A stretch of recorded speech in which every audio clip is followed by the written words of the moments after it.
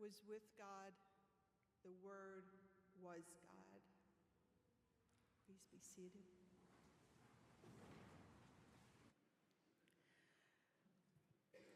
John's gospel, from beginning to end, is quite different from the others. We refer to the others as the synoptics because there's some overlap and similarities between them. But John, nope, John's different. I love John's gospel. It took me a while, to be honest, but I love John's gospel. What's not to love about a gospel that starts Jesus' ministry with Jesus partying down at a wedding and turning water into fabulous wine?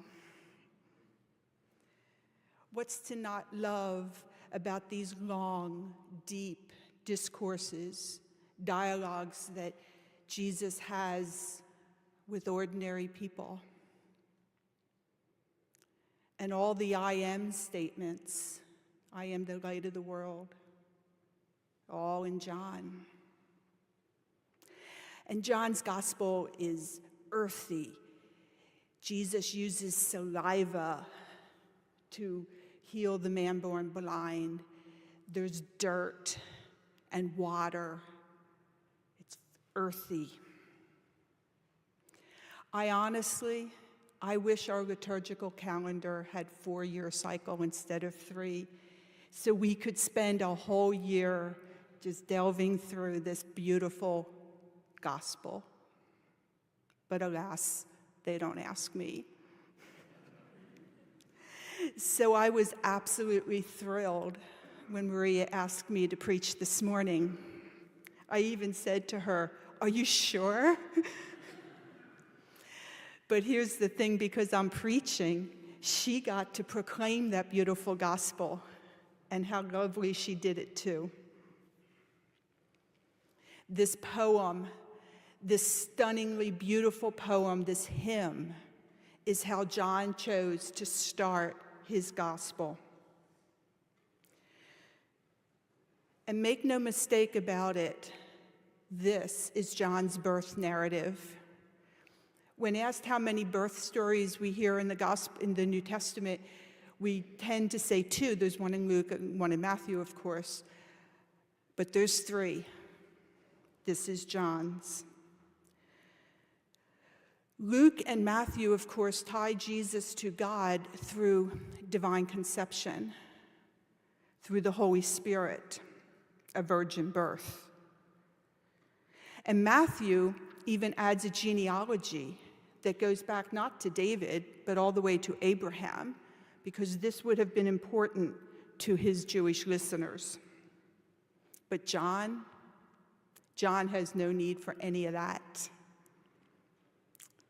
Jesus was God from the beginning. It's not so much a birth narrative, really, as it is a creation story. All things came into being through him, and without him, not one thing came into being. If we heard this in isolation, we would think it referred to God, and it does. Jesus is God. There's no ambiguity on this point in John. The parallels of this prologue with Genesis have been noted by many theologians. I'll discuss briefly 2 aspects. One is the Word. God created with words, and John says Jesus was the Word. So what came from God's mouth?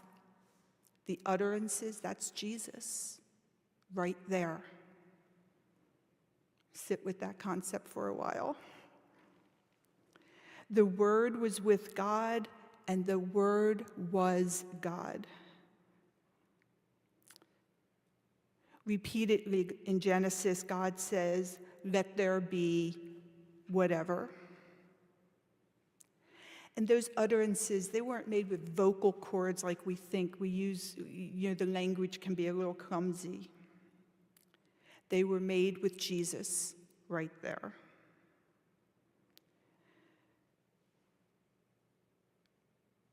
The words were God emanating, and Jesus is God being incarnate. Another aspect is light. God created, and pardon my Latin, ex nihilo, from nothing. The first thing he created was light.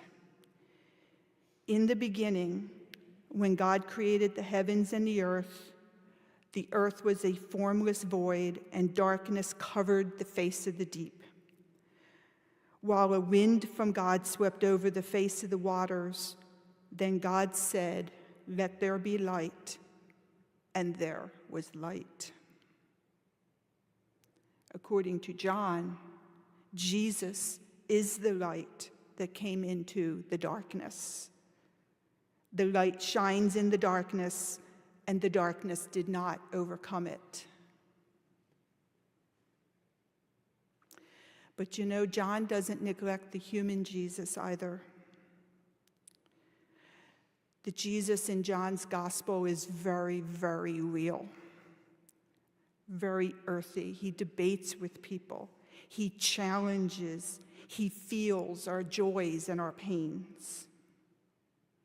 Those long discourses, ordinary people. Woman at the well, he shouldn't even be talking with her for a lot of reasons. And it starts here in the prologue. And the Word became flesh and lived among us. Two words in this phrase stood out to me as I sat with this. Among. Among is important. Jesus was not a visitor among humankind.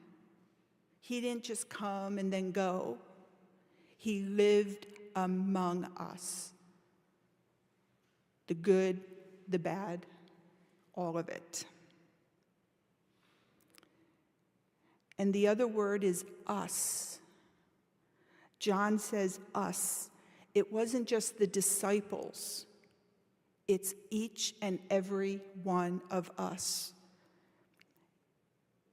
From all time eternal, in all places, Jesus is among us.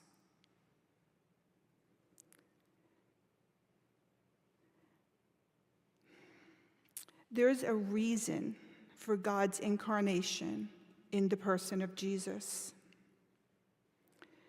But to all who received him, who believed in his name, he gave power to become children of God, who were born not of blood or of the will of the flesh or the will of man, but of God. Does that not say it all? He is talking about us. Of course, we are born of flesh and blood, but we are also born of the will of God. God willed us to be born, to live in Jesus.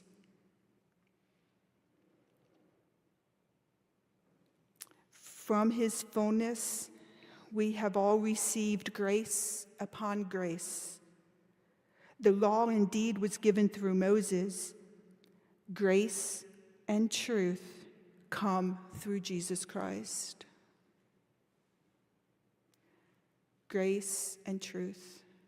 This is how we are to live, in the grace and truth of Jesus. To be graceful and truthful to ourselves and to others, knowing that we are children of God. How else is there to live?